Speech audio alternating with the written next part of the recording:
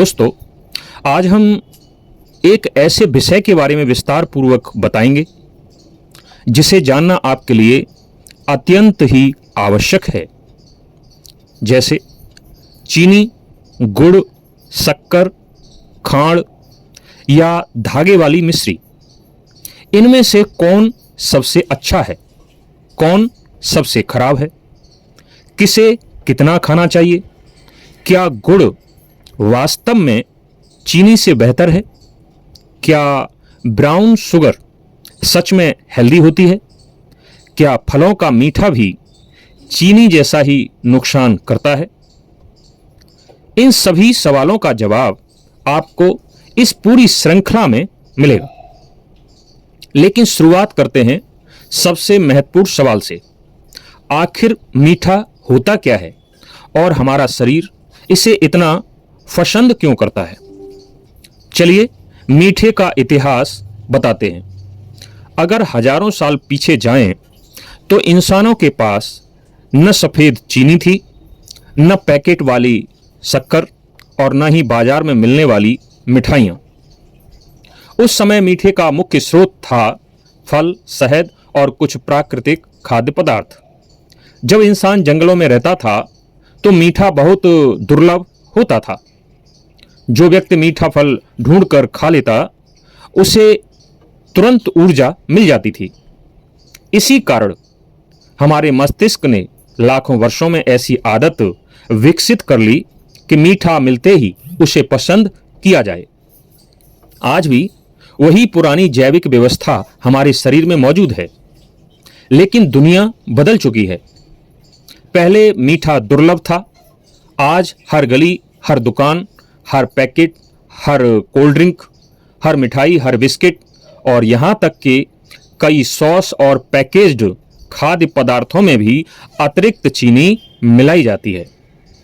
यहीं से समस्या शुरू होती है। अब पहले समझते हैं आखिर मीठा खाने की इच्छा क्यों होती है।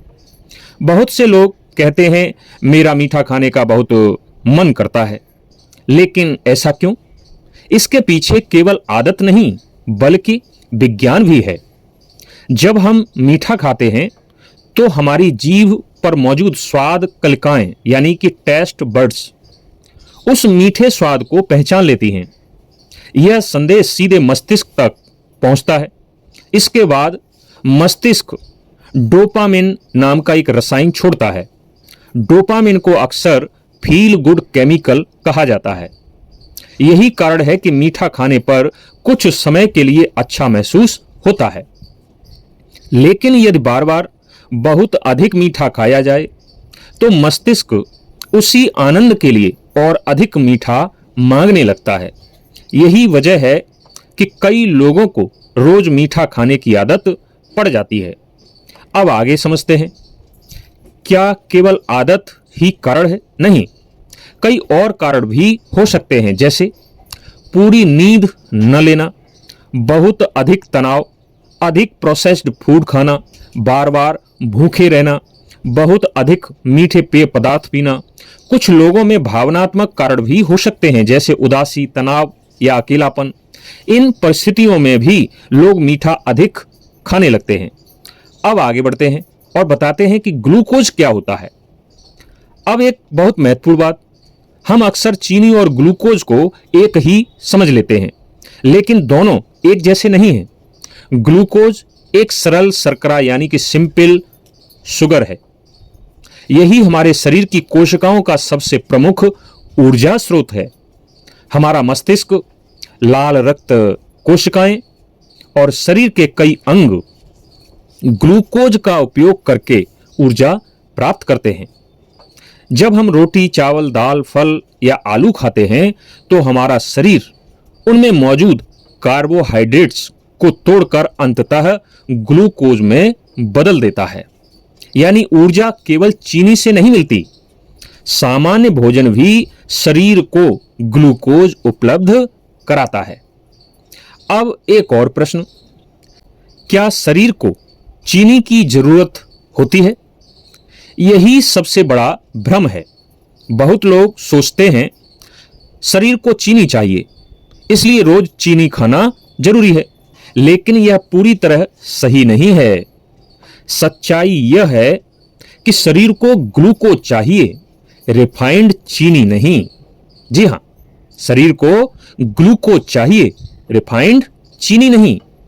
यदि आप कभी भी सफेद चीनी खाएं, फिर भी रोटी, चावल, फल, दाल, दूध, सब्जियां और अन्य कार्बोहाइड्रेट वाले खाद्य पदार्थ आपके शरीर को पर्याप्त ग्लूकोज उपलब्ध करा सकते हैं। यानी स्वस्थ व्यक्ति के लिए अलग से चीनी खाना कोई जैविक आवश्यकता नहीं है। हां, यदि किसी व्यक्ति का रक्त शर्करा यानी कि ब्लड शुगर बहुत कम हो जाए, यानी कि हाइपोग्लाइसेमिया जैसी चिकित्सकीय स्थिति हो, तो डॉक्टर की सलाह के अनुसार तुरंत ग्लूकोज या चीनी देना आवश्यक हो सकता है। लेकिन यह सामान्य स्थिति नहीं है। अब देखते हैं कि WHO क्या कहता है। तो अब बात करते हैं विश्व स्वास्थ्य संगठन यानी कि WHO की। WHO की सलाह है कि फ्री शुगर्स का सेवन सीमित रखा जाए।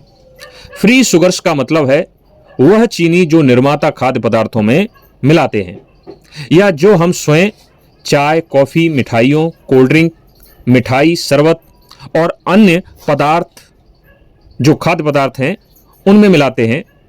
इसके साथ ही शहद, सिरप और फलों के रस में मौजूद प्राकृतिक शर्करा भी फ्री शुगर्स की श्रेणी में आती है।